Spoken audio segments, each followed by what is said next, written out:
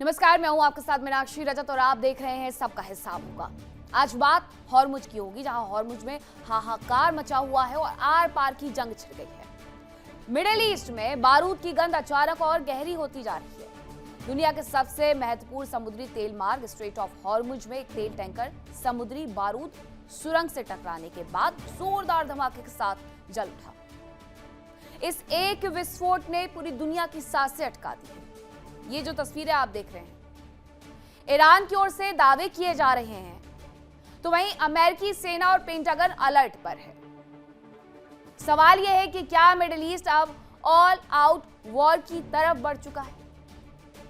Hormuz की लहरों पर उठती आग की ये लपटें, आसमान में उठता धुएं का ये गुबार सिर्फ एक टैंकर में धमाका नहीं है, बल्कि दुनिया की अर्थव्यवस्था पर मंडराते सबसे बड़े खतरे की आहट है। मिडिल ईस्ट में जारी भीषण तनाव के बीच में स्ट्रेट ऑफ हॉर्मुज में एक ऑयल टैंकर समुद्री बारूदी सुरंग यानी सी माइंस से टकरा जाता है, जिसके बाद देखते ही देखते समंदर में बारूद फट पड़ा है। तेल के रास्ते पर जो हमला हुआ, उस तबाही का अलार्म आखिरकार क्या कहता है, उसके बारे में आपको बताती हूँ। हॉर्मुज में यह बड़ा समुद्री हादसा हुआ है। तेल टैंकर समुद्री माइंस से टकराया है और टक्कर के बाद जहाज में भीषण आग लग गई समंदर में, जिसके बाद दूर दूर तक उठती हुई आग की लपटें देखी गई। ईरानी न्यूज एजेंसी ने बड़ा दावा कर दिया कि तय समुद्री मार्ग से हट करके ये टैंकर जा रहा था और मार्ग बदलने के बाद बारूदी सुरंग से ये टकरा गया। जंग शुरू होने के बाद पहला बड़ा टैंकर हादसा है ये। समुद्री माइंस से शिपिंग कंपनियों में चिंता भी बढ़ गई। आपको याद होगा कि ये समुद्री माइंस और किसी ने नहीं बल्कि ईरान की तरफ से ही बिछाई गई है। वो आधी माइंस लगा करके भूल गया है कि उसने माइंस कहां बिछाई थी, और आधी माइंस पानी के बहाव में अपनी दिशा बदल चुकी है। और ये एक न एक दिन होना था। इस बात को लेकर के एक्सपर्ट्स लगातार आगाह करते रहे हैं कि ये एक दिन होगा जिसकी बानगी आज दुनिया भर ने देख ली। ईरान की इलीट सैन्य टुकड़ी IRGC के बयान के अनुसार खाड़ी के पानी में तैर रहे दो समुद्री माइन की चपेट में आने से दो बड़े तेल टैंकर में भीषण धमाका हो गया। हालांकि जहाजों पर मौजूद क्रू और नुकसान के सटीक आंकड़ों पर अभी आधिकारिक पुष्टि का इंतजार है, लेकिन इस घटना ने वैश्विक ऊर्जा सप्लाई चेन में हड़कंप जरूर मचा दिया है। IRGC ने इस तबाही की पूरी जिम्मेदारी अमेरिका पर डाल दी और कड़े शब्दों में चेतावनी देते हुए कहा कि अमेरिका की क्षेत्र में मौजूदगी ही तबाही की सबसे बड़ी वजह है। जब तक अमेरिकी सेना का दखल और सैन्य अभियान बंद नहीं होता, तब तक हॉर्मुज से गुजरने वाला कोई भी जहाज सुरक्षित नहीं। हालांकि दूसरी तरफ अमेरिकी सेंट्रल कमांड सेंटकॉम इस पूरे इलाके की गतिविधि पर पैनी नजर बना करके रखे हुए है। पेंटागन और अमेरिकी राष्ट्रपति डोनाल्ड ट्रंप का साफ संदेश भी है कि स्ट्रेट ऑफ हॉर्मुज में किसी भी तरह की रुकावट बर्दाश्त नहीं की जाएगी और अमेरिकी सेना हर स्थिति से निपटने के लिए पूरी तरीके से मुस्तैद है। अब हम इसी पर करेंगे चर्चा की शुरुआत, लेकिन उसके पहले आपको एक छोटी सी रिपोर्ट दिखाती हूं और बताती हूं कि ईरान ने जंग के दौरान हॉर्मुज में कौन कौन सी साजिश रची।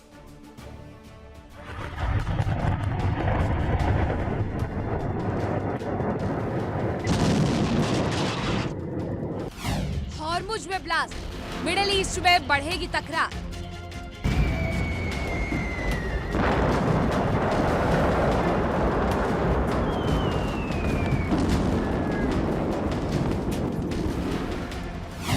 समंदर में संग्राम, दुनिया में मचा कोहराम।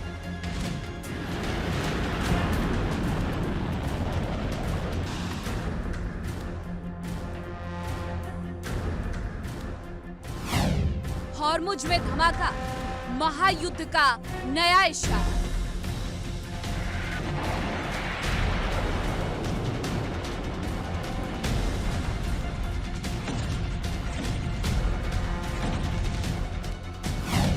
टैंकर पर बारूदी वार, IRGC ने खोले राज।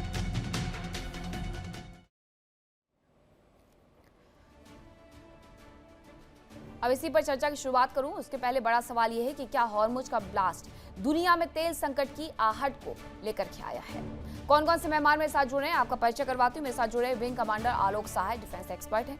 Captain Shyam Kumar, defence expert है, हमारे साथ जुड़ेंगे। अरविंद सिंह तेजावत, विदेश मामलों के जानकार हमारे साथ जुड़ गए हैं। मौलाना नाजिम अशरफी, ईरान मामलों के जानकार हमारे साथ मौजूद हैं। सबसे पहले सर मैं आप ही से समझना चाहूंगी विंग कमांडर कि ये क्या हुआ समंदर में, इसकी आशंकाएं तो आप बहुत पहले से जाहिर कर रहे थे कि ये एक दिन होगा, लेकिन ये दिन इतना जल्दी आएगा ये किसी ने नहीं सोचा था। नमस्कार। ये दिन तो सर। आना ही था, क्योंकि जिस तरह से माइंस वहां बिछाए गए हैं, और माइंस जो जो बिछाए गए हैं उसमें कई माइंस फ्लोटिंग माइंस भी हैं। वो फ्लोटिंग माइंस समुद्र के लहरों के साथ में उन्होंने अपने पोजीशंस बदल ली है, और अब वो कहाँ है इसका पता किसी को नहीं है। क्या वो स्ट्रेट ऑफ हॉर्मुज से बाहर भी निकल चुके हैं, मेन सी में आ चुके हैं, ये भी पता नहीं है। तो ये एक बहुत ही मुश्किलात समय है, और ऐसे में इन माइंस का पता लगाना एक बहुत ही टीडियस प्रोसेस होता है। इसकी क्लियरेंस की प्रोसेस काफी खतरनाक होती है। ये तभी हो पाएगा जब इस क्षेत्र में शांति होगी, और इस क्षेत्र में शांति नहीं हो रही है। तो ऐसे में जहाजों का किसी भी अन्य रूट से आना जाना, स्ट्रेट ऑफ हॉर्मुज से बाहर निकलना और आना, किसी भी दूसरे रूट से वो सुरक्षित नहीं है। ईरान जानता है कि किस क्षेत्र में उसने ज्यादातर माइंस लगाए थे, और इसीलिए वो एक सुरक्षित रास्ता दे रहा है, अपने तट से बिल्कुल पास से होता हुआ जाता हुआ रास्ता, जहां वो जानता है कि वहां पर माइंस नहीं है। और यही ईरान कोशिश कर रहा है कि सभी ईरान की बात माने, लेकिन अमेरिका इसके लिए तैयार नहीं है, क्योंकि अमेरिका जानता है कि अगर ऐसा हो गया तो ईरान सारे मिडिल ईस्ट के देशों के तेल के आवाजाही पर कंट्रोल करने लगेगा, और ईरान इस पूरे क्षेत्र पर अपनी पकड़ फिर से बना लेगा, और अमेरिका की पकड़ मिडिल ईस्ट देशों में कमजोर हो जाएगी। तो ये तो खतरा अब है ही है। और अमेरिका जो ये चाह रहा है कि वो ओमान के तट के पास से जहाज जो है वो निकल जाए सुरक्षित तरीके से, तट से बिल्कुल किनारे किनारे, तो उसमें भी खतरा है कि हो सकता है कोई फ्लोटिंग माइंस वहां तक भी आ जाए। तो ये खतरा तो भविष्य में अभी और भी बना रहेगा जी। लेकिन अब इसके बाद अरविंद जी, अमेरिका को भले ये मंजूर नहीं है कि ईरान उस पूरी जगह को रेगुलेट करना शुरू कर दे, वहां पर अपना मालिकाना हक जताना शुरू कर दे, लेकिन अब ईरान के पास चाबी है। वो माने अमेरिका या ना माने, इजराइल माने या ना माने, अब अमेरिका और इजराइल का लेकिन इस पर रुख क्या रहने वाला है। पहले तो ये कह रहे थे कि चले जाओ दूसरे रास्तों से, अब दूसरे रास्तों से जाने का नतीजा इनके सामने है। मीनाक्षी जी, इतना तो तय है कि इजराइल और यूनाइटेड स्टेट ने जो पॉसिबल रास्ते हो सकते थे वो इस्तेमाल कर लिए हैं। अब उनके पास बहुत ज्यादा रास्ते हैं नहीं, और जो वेस्टर्न एक्सपर्ट्स, खासकर जो यूएस जो नेवी के जो टॉप जो ऑफिसरान हैं, वो भी ये मानते हैं कि हॉर्मुज पे यूनाइटेड स्टेट का कब्जा होना आसान नहीं है। और बिल्कुल ये लगभग तय हो गया है, खासकर जिस तरीके से माइंस का खतरा उस पूरे रीजन में है। ये एक तरह से उस पूरे ही वेस्ट एशियन कंट्रीज को भी ये संदेश है कि आप ये मत सोचिए कि ये लड़ाई है और केवल ईरान को ही इसके नतीजे भुगतने पड़ेंगे। तो ऐसा नहीं है। आगे अगर ये पूरा रूट डिस्टर्ब हो गया तो पूरे के पूरे जितने भी मिडल ईस्ट कंट्रीज है वो सारे के सारे डिस्टर्ब रहेंगे। ये बहुत ही अच्छे से संदेश दिया है ईरान ने, और ये भी बता दिया कि हॉर्मुज की चाबी केवल और केवल ईरान के पास है। तो एकदम बिल्कुल साफ है। अमेरिका यहाँ कुछ समझ नहीं पा रहा है कि उसे क्या करना चाहिए, और एक तरीके से फंसा हुआ सा महसूस कर रहा है। न वो अपने सोल्जर्स को वहां ईरान की जमीन पे भेज सकता है, समुद्री रास्ता उसने वैसे ही बंद कर दिया है। और क्रिटिसिज्म यह भी हो रहा है कि जो प्रेसिडेंट ओबामा ने जो इतना सुंदर सा जो ईरान के साथ में एक तरीके का एग्रीमेंट किया था, प्रेसिडेंट ट्रंप ने वो सब कुछ खत्म कर दिया है। मीनाक्षी जी। जी बिल्कुल। कैप्टन कुमार भी हमारे साथ इस बीच जुड़ गए हैं। कैप्टन, आपने तो कई बार कहा भी था कि ये जिस तरीके से माइंस बिछाई गई हैं, वो माइंस अपना रास्ता कब भटकेंगी और कब ब्लास्ट हो जाएगा कोई कुछ नहीं कह सकता है। लेकिन अब इसके बाद क्या ईरान को भी नहीं समझना चाहिए कि उसने कितना बड़ा कदम उठाया था? अब क्या वो माइंस क्लियरेंस के लिए बाकी देशों की मदद लेगा? नमस्कार मीनाक्षी जी, जय हिंद, शनो वरुणा। ये सर्वविदित है, आज से नहीं है, 40 सालों से हॉर्मुज में ये सब चल रहा है, गुप्त रूप से चले या डायरेक्ट चले। और अमेरिका और ईरान इसको अच्छी तरह जानते हैं। गल्फ के सारे नेशंस, ये बारूदी जो बिछाने की प्रक्रिया है ये पहली बार नहीं हुई है, और कई कुछ घायल, कई कुछ हताहत इसमें पहले हो चुके हैं। मैंने जब आकलन में कहा था कि 6000 से ज्यादा माइंस यहाँ पे बिछाई हैं, और 1988 में जब रॉबर्ट सैमुअल टकराया था माइंस से कुवैती टैंकर को ले जाते हुए, तो एक बोट को रात को पकड़ा उन्होंने, अमेरिका ने। उस बोट में वही माइंस थे जिससे वो टकराया था, और इसकी फॉरेंसिक जांच करके यूनाइटेड नेशन में गुहार लगाई गई कि एक्चुअली माइन उन्होंने बिछाया है वहां पर एक अंतरराष्ट्रीय जल मार्ग में। और तब अमेरिका ने अगले दिन 18 अप्रैल को ईरानी नेवी को धो डाला, और तब इराक ईरान युद्ध बंद हुआ। तो उस समय भी ये सब हुआ है, और टैंकर्स को एस्कॉर्ट करने की कोशिश की गई थी वॉरशिप्स के साथ। वो इस बार अमेरिका नहीं कर रहा। किसी भी वॉरशिप को उसने अंदर लाना मुनासिब नहीं समझा है, और सारे के सारे ब्लॉकेड में ओमान की खाड़ी पर खड़े हैं, और लगातार ब्लॉकेड जारी है। तो अब आप मान के चलिए कि टॉल वाला जो रास्ता है, वो कितने शिप्स वहां से जाएंगे, क्या क्या विरोध होगा, और ये जो पहले वाला रास्ता है जो थोड़ा सदर्न कोस्ट में है, जो बीच में आता है, उस पर कितना ही सी फेरर्स का कॉन्फिडेंस होगा। क्योंकि एक रास्ता जरूर अमेरिका ने बना दिया है ओमान की खाड़ी से करीब 10 किलोमीटर की तरफ नॉर्थ में, जिसमें पानी की गहराई कम है, बड़े टैंकर्स को जाने में दिक्कत होती है, और कई पत्थरों से टकरा के ग्राउंडेड भी हो चुके हैं मर्चेंट शिप वहां पे।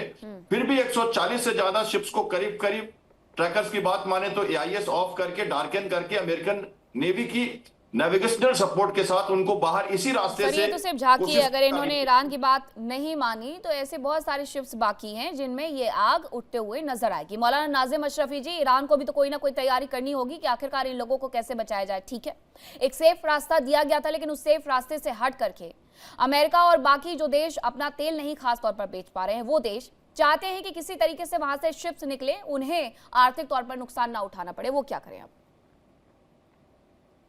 देखिए मीनाक्षी जी, पहले ही IRGC के जो ऑफिसर्स हैं वो पहले ही आपको डायरेक्शन दे चुके हैं। वो पहले ही कह चुके हैं कि आपको यहाँ से यहाँ तक ही आपका रास्ता है, और यहाँ से यहाँ तक सेफ है, यहाँ से यहाँ तक आपको निकलना है।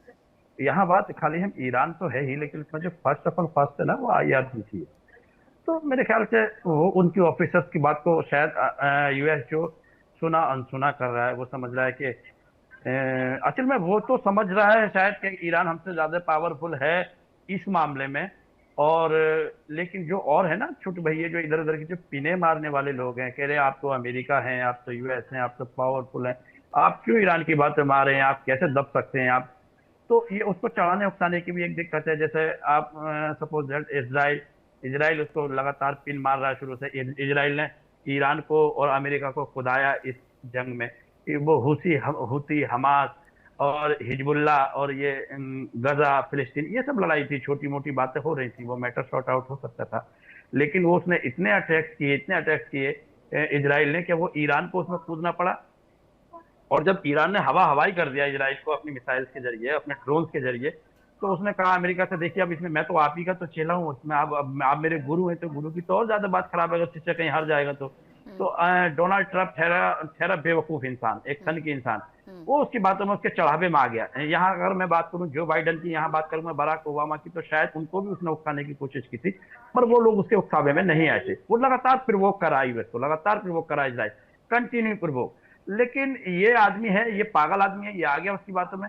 देखिए एक बात सुनिए, आपके दरवाजे पे आप कितने भी कमजोर हैं मीनाक्षी जी, आपके दरवाजे पे मेरी दादागिरी कैसे चलेगी, क्यों चलेगी, और चलनी भी नहीं चाहिए। आपके मोहल्ले में जाकर मैं हुड़दंग करूंगा तो जो लोग आपसे नाराज है ना, आपके मुखालिफ हैं, उनको भी ये बात बुरी लगेगी कि चाहे कुछ भी सही, लेकिन मीनाक्षी हमारे मोहल्ले के रहने वाली है, और ये कहीं का मौलाना आके क्यों हमारे मोहल्ले में हुड़दंग कर रहा है। तो ये उनके एरिया का मामला है, ये overall middle east and gulf countries का मामला है। तो इसके बारे में यूएस को सोचना पड़ेगा। और देखिए स्टेट ऑफ हॉर्मुज की जहां तक बात है, वो अगर ये सोचे कि मेरी नेवी बहुत पावरफुल है, तो I am not satisfied. America की नेवी कोई पावरफुल नहीं है। दुनिया जानती है कि अगर ईरान वहां से हट गया तो वहां पर अमेरिका अपना राज विस्तार कर लेगा। लेकिन विंग कमांडर आलोक सहाय जी, ये जो हुआ है इसकी जिम्मेदारी अब किसकी? मीनाक्षी जी देखिए, समुद्र के रास्ते में और ऐसे रास्ते में जहां पर शिपिंग जो है, सिविल शिपिंग के जहाज आते जाते हैं, वहां पर माइनिंग लगाना एक, मैं हम मानता हूं इसको समुद्री टेररिज्म है। ये आतंकवाद है समुद्र का। आपने वहां हथियार बारूद बिछा दिए है, आपको रोकना है आप रोकिए, आप अटैक करना है आप अटैक कीजिए। आप जो है उस सारे एरिया में माइंस बिछा देंगे, क्या वो आपका क्षेत्र है? आपका क्षेत्र नहीं है वो अंतरराष्ट्रीय क्षेत्र है जिसको आप अपना बनाना चाहते हैं। मैं अमेरिका का सपोर्ट नहीं कर रहा हूं, अमेरिका सबसे बड़ा आतंकवादी देश है दुनिया का, लेकिन जो ईरान ने किया है वो बहुत गलत किया है। आप कल स्ट्रेट ऑफ मलक्का में वहां पर इंडोनेशिया करेगा तो आप क्या करेंगे? इससे भी बड़ा ट्रांजिट रूट वहां है स्ट्रेट ऑफ मलक्का में। दुनिया के सारे स्टेट से अगल बगल के देश जो है रास्ता जाम करने लगे और माइंस बिछाने लगे कि मेरे को पैसा दो, मैं जो कहूंगा वैसी तरीके से तुम जाओगे, तब क्या होगा? कौन सी व्यवस्था रहेगी इंटरनेशनल मैरीटाइम ऑर्गेनाइजेशन की पूरे दुनिया में? कैसे व्यापार चलेगा? क्या सामानों की महंगाई नहीं बढ़ेगी विश्व में? ये टेररिज्म है। बम बारूद बिछाना टेररिज्म है।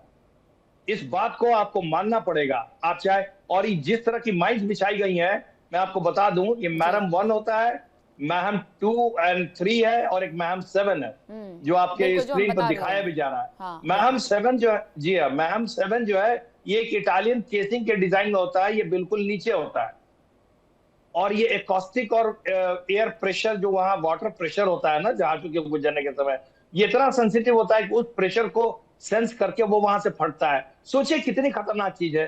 आप माइंस निकालने भी जाएंगे, कुछ माइंस इसमें छूट गए तो भविष्य में कौन सा जहाज डूबेगा, कौन मरेगा, कोई नहीं जानता है। और आपने अगर बिछाया भी, मान लीजिए आपने बिछाया अमेरिकी जहाजों को रोकने के लिए, तो आपको उसकी मैपिंग करनी चाहिए थी, उसका खाका रखना चाहिए था कि ताकि भविष्य में इनको फिर अच्छी तरह से क्लियर किया जा सके। बिल्कुल जो सर, नहीं हमने किया इस पर गया। एक विस्तृत रिपोर्ट भी तैयार की थी जो हमने दिखाई भी थी कि कुछ माइंस जीपीएस लगी हुई थी, पता ही नहीं है कहाँ गई है, पानी की तेज बहाव के साथ बह गई हैं। कुछ हैं जिन्हें आइडेंटिफाई करने की कोशिश की जा रही है, लेकिन ईरान किसी से मदद लेने के लिए तैयार नहीं है कि उसे क्लियर करवा सके। कैप्टन कुमार, अब इन्हें साफ कर पाना क्या सच में बहुत मुश्किल होने वाला है किसी भी देश के लिए? माइन स्वीपिंग और माइन क्लियरेंसेस नेवी का एक अपना वॉरफेयर है। मैं एक माइन स्वीपिंग शिप पे INS अलेपी पे पहले काम कर चुका हूं। भारत के पास आज कोई माइन स्वीपर्स नहीं है। आज के अमेरिका के पास जो माइन स्वीपर्स थे उन्होंने बहरीन से हटाकर मलाक्का स्टेट में पहले मलेशिया और फिर सिंगापुर में रख दिया। जापान के पास उनके 4 माइन स्वीपर्स हैं जो आउटडेटेड हैं। आज की माइन स्वीपिंग जो तरीका है करने का वो बिल्कुल अलग है। अब कोई क्लोज इन माइन स्वीपिंग नहीं करता है। अब हमारे बड़े शिप्स दूर रह के ऑटोनोमस जो बोट्स हैं, रोबोटिक्स हैं, अंडर वाटर अनमैन्ड बोट्स हैं, उनके द्वारा ये सारी चीजें की जा रही हैं। करीब करीब 1200 से 1400 माइल्स मुझे लगता है अमेरिका ने ऑलरेडी अपने अनमैन्ड बोट्स के साथ, जो AI जनरेटेड उनकी बोट है बहरीन में, वो 100 से ज्यादा पहली विश्व की जो बोट है वो वहां खड़ी है, वो वहीं खड़ी है बहरीन में, उनको उन्होंने नहीं हटाया था। उनसे लगातार ये काम चल रहा था पिछले 3 महीनों से। एक बात मैं फिर से अच्छे से समझा दूं दर्शकों को, युद्ध किसी दिन रुका नहीं है। जब ये युद्ध रुकता है, गोलाबारी बंद होती है, तो ये माइन सुपर्स का काम। MH-60 रोमियो हेलीकॉप्टर इसीलिए डूबा था क्योंकि वो अपने सोनार स्कैन से माइन शूपिंग को मदद कर रहा था और वो अब्राहम लिंकन से अपडेट कर रहा है। सारे डिस्ट्रॉयर्स और फ्रिगेट्स के पास हेलीकॉप्टर्स हैं। रीपर ड्रोन जो है वो भी माइंस को डिटेक्ट कर रहे हैं। ये लगातार हमारी जो नेवी की कार्रवाई है, ये बड़ी जटिल कार्रवाई होती है और माइन सुपर्स आज के दूसरे तरह के होते हैं। जापान ने अपनी फ्लीट को रिऑर्गेनाइज किया अमेरिका को सपोर्ट करने के लिए। नीदरलैंड, ग्रीस और इवन फ्रांस ने माइन सुपर्स भेजने की तैयारी की थी। 4 महीने पहले से सारी बातें चल रही हैं और ये चल रहा है, कहीं ना कहीं हो रहा है। इसलिए मैं कहता हूं 1, 2, 3 स्टेज में लड़ाई नहीं हो रही, माइन सुपिंग लगातार की जा रही, रास्ता बनाया जा रहा। आपको मैं याद दिला दूं, इस्लामाबाद के टेबल पर जब टॉक चल रही थी तो 2 डिस्ट्रॉयर एक सुरक्षित रास्ते से अंदर घुसे थे, उन पर IRGC ने अटैक किया और वो चले गए। वो सिर्फ फ्लैक्सिंग करने आए थे, ये बताने आए थे कि हमने ये रास्ता क्लियर कर दिया है। ये बातें बड़ी आराम से आकलन करनी पड़ती है, समझना पड़ता है। उसी रास्ते से अमेरिका उनको ले जा रहा है। ये जो जहाज डूबा है ये थोड़ा नर्दर्न गया होगा, जहां लद्दाख के साथ उन्होंने माइंस बिछाई हुई हैं। ओमान के कोस्ट की तरफ थोड़ा क्लियर है, जहां पर इनकी अपनी पकड़ है, इनकी अपनी टैक्टिकल मिलिट्री माइट है, जो ओमान UAE के कोस्ट और बहरीन के पास पड़ता है। अगर आप नजदीक आए कोस्ट के तो गहराई कम हो जाती है और ये माइंस 100 फीट से ज्यादा, एक्चुअली गहराई वहां के 200 फीट है। ये acoustic mines, proximity mines, magnetic mines और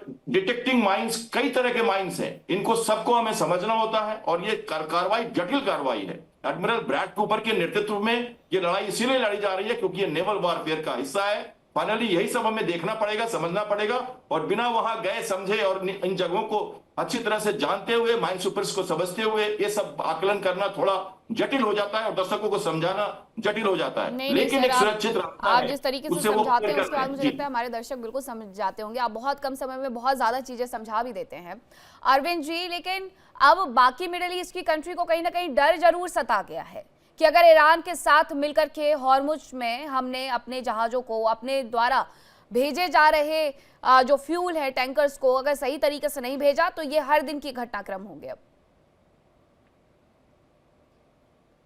बिल्कुल सच बात है, इसने ये प्रूव कर लिया है। और बिल्कुल जैसा कि कैप्टन साहब ने साफ साफ कहा है कि जो माइंस को हटाने का जो प्रोसीजर है वो बहुत ही कॉम्प्लिकेटेड है। अगर ये पूरा का पूरा अगर इतना ही रिस्की रह जाएगा तो वहां पे आवाजाही बहुत सुरक्षित नहीं रह जाएगी, और ऐसे में ईरान का उस पूरे के पूरे जो रूट है उस पे एक तरीके का वर्चस्व स्थापित होगा। और मुझे लगता है कि वह यूनाइटेड स्टेट और बाकी मिडिल ईस्ट कंट्रीज के लिए अच्छी खबर नहीं है।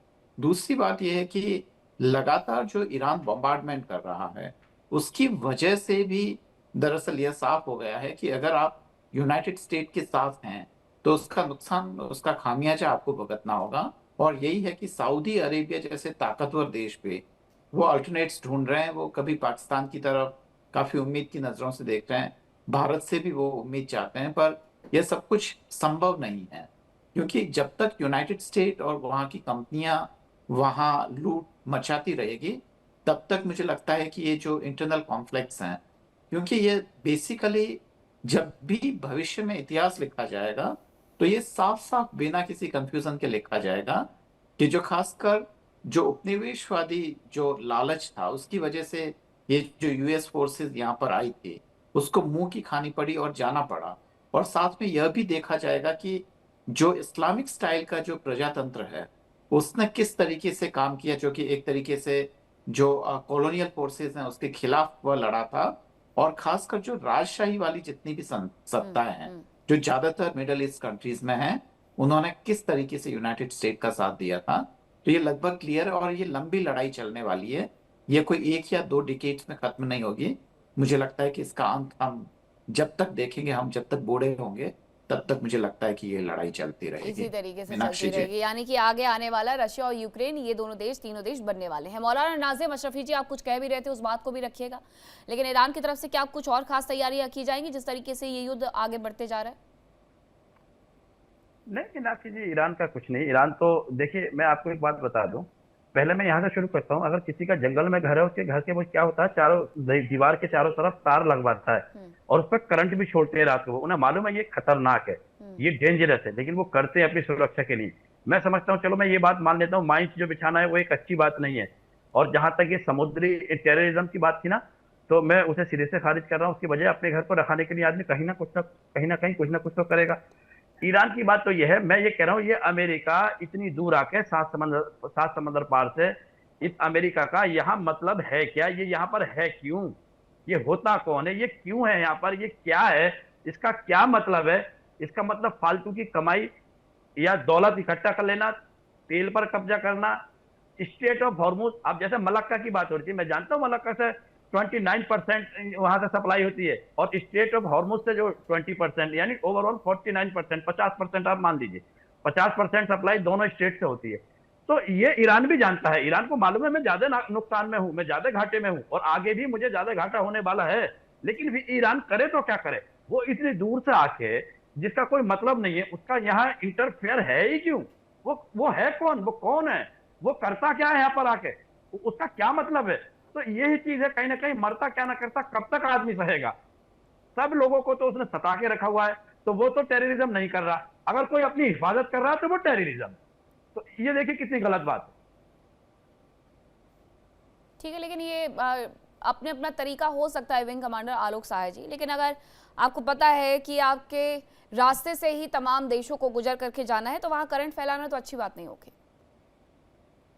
मीनाक्षी जी देखिए, इन्होंने जो बात बताई ना कि हम अपने घर की सुरक्षा के लिए चारों बगल फेंसिंग कर सकते हैं और करंट की तार की फेंसिंग कर सकते हैं, ये आपको पता है ये इलीगल होता है। आप अपने घर की सुरक्षा के लिए बाहर में करंट का तार पब्लिक जगह पर नहीं लगा सकते हैं, कोई अनजान व्यक्ति उससे मर सकता है। आते हैं उसके बाद मौलाना। आपको हाँ। उस पर होमिसाइड का चार्ज लगता है। जी हाँ, हाँ, उस जी। पर होमिसाइड का चार्ज लगता है। वो आपका क्षेत्र नहीं है। आपका क्षेत्र है 12 मील समुद्र तट से 12 मील तक का समुद्र ईरान का है, as per international maritime law.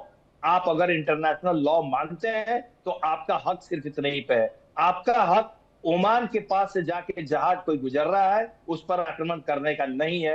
वो इलीगल है, लॉ के कानून के नजर में वो इलीगल है। ये आपका किसी भी तरह से इसको जायज नहीं ठहरा सकते हैं। दूसरी बात मैं कहना चाहता हूं कि जो एमओयू साइन हुआ था उसमें तो 5 उंगलियां घी में थी ईरान की। सिर्फ स्टेट ऑफ ये कह रहा है कि अमेरिका यहां क्यों आएगा। अरे भाई, वो तो कह रहा है कि आप खोल दीजिए, वो चला जाएगा। उसने बात की, आपके सारे पैसे देने को तैयार था, आपके इकोनॉमिक सैंक्शन हटाने को तैयार था, आपके रिकंस्ट्रक्शन के लिए $3 लाख बिलियन की बात कर रहा था। आपका सब कुछ वो मान गया था, यहां तक कि एनरिच यूरेनियम जो है वो भी लौटाने की बात पर जिद पर नहीं अड़ा। उसने कहा ठीक है, हम 60 दिन के बाद इस पर चर्चा करेंगे। आपको सिर्फ स्ट्रेट ऑफ हॉर्मुज खोलना था, जो आपने नहीं खोला। आपने अटैक कर दिया सिविल टैंकर पे, और वो भी ओमान तट के पास में, जिससे ये एमओयू टूट गया। तो ये पांचों, ये देखिए क्या है, हम ईरान के बहुत ही हितैषी हैं, समर्थक हैं, लेकिन ईरान में जिस तरह के लोगों का शासन अभी चल रहा है ना, वो उसके कारण आप ये मान लीजिए मीनाक्षी जी कि इस क्षेत्र में शांति कभी नहीं आएगी। ये आत्मघाती लोग हैं और खुद तो मरेंगे ही, पूरे ईरान को बर्बाद कर रहे हैं। देखिए ईरान बर्बाद हो रहा है, आप और देखिए आगे बर्बाद होगा। अगर वहां पे सिविलियन शासन होता तो बहुत ही रिस्पेक्ट के साथ अमेरिका आज वहां से चला गया होता, और इज्जत के साथ ईरान जो है उसने एक शपथ लगाई थी अमेरिका को। पूरे विश्व में ईरान की वाहवाही हो रही थी कि अमेरिका जैसे सुपर पावर को उसने शपथ लगाई है। और क्या जब अच्छा, आपके सर इसी बात खेल पर खेला मौलाना है नाज़िम ईरान ने। अशरफी भी कुछ कहना चाह रहे हैं। जी मौलाना। देखिए, मैं अभी ये कह रहे थे इलीगल होता है, लीगल इलीगल वो जानता ही कहाँ है, वो समझा ही कहाँ लीगल और इलीगल को। मैं बता दूं, कुछ चीजें इलीगल होते हुए भी हमें अपनी सुरक्षा करनी पड़ती है।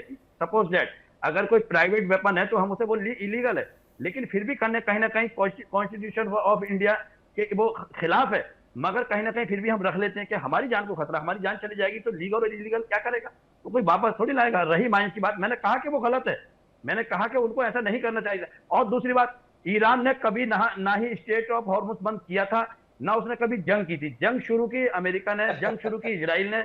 लगातार वो कह रहे थे अरे कैसी बातें कर रहे हैं आप, और ऊपर से हंस रहे हैं। जंग कौन सी बात नहीं मानी थी? पाकिस्तान में भी तो बात की थी उन्होंने। बंद किया नहीं, बीच में मत बोलिए, बंद तो उसने किया, लेकिन बंद किया क्यों? और फिर आप कह रहे हैं कि आपका एरिया 12 किलोमीटर का आता है, अमेरिका का आता है एरिया, 7 समंदर पार से उसका एरिया आता है, अमेरिका का एरिया आता है यहाँ पर, जहां 7 समंदर पार दूर रहता है वो। अरे उसका बाप दादा का क्या है यहाँ पर? तो आप पूरे कैसी बातें करते हैं आप? समझदार आदमी होकर, पढ़े लिखे मुझसे ज्यादा समझदार हैं आप। अमेरिका के बाप की जागीरें हैं, 7 समंदर पार से आता है वो, तो उसका एरिया कहाँ आ गया यहाँ पर? चलो मैंने मान लिया ईरान का 12 किलोमीटर का एरिया। अंदर से खुद ही कमजोर होने लगे, अगर आपका देश अंदर से खुद ही कमजोर होने लगे तो बहुत सी बाहरी ताकतें तो बैठी होती हैं उस चीज का फायदा उठाने के लिए, और यही हुआ। Captain Kumar 10 second please. जी बिल्कुल लेजिटिमेट बातें हो रही हैं। स्ट्रेटेजिक प्रोवोकेशन कर रहा है अमेरिका। माइन टकराएंगे, जैसे जैसे वो प्रूफ करेगा यूनाइटेड नेशन में जाएगा और पहले जैसे हुआ था वो सब होगा, और वो फिर लोग थू करेंगे। एक यूनाइटेड नेशन की फोर्स ना आ जाए कल जो ये सुपरवाइज करे कि हॉर्मुज खुला रहेगा। आप समझिए अभी क्या क्या हो रहा है। तो अमेरिका चाहता है कि टकराएगा तो ठीक है, ये बातें होंगी, खुलेंगी। कौन लेजिटिमेट अमेरिका को कौन सा वहां पर नुकसान उठाना पड़ रहा है? सर बहुत माफी के साथ आपको रुक रही हूँ एक छोटे से ब्रेक के लिए। वक्त इतने की इजाजत देता है, लेकिन आप कहीं मत जाएगा क्योंकि खबरों का सिलसिला लगातार जारी है।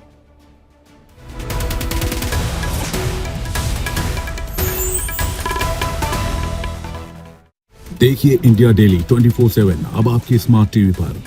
इंडिया डेली मौजूद है सभी डिजिटल प्लेटफॉर्म पर लाइव और लगातार। इंडिया डेली 24/7 हर दिन राष्ट्र को समर्पित।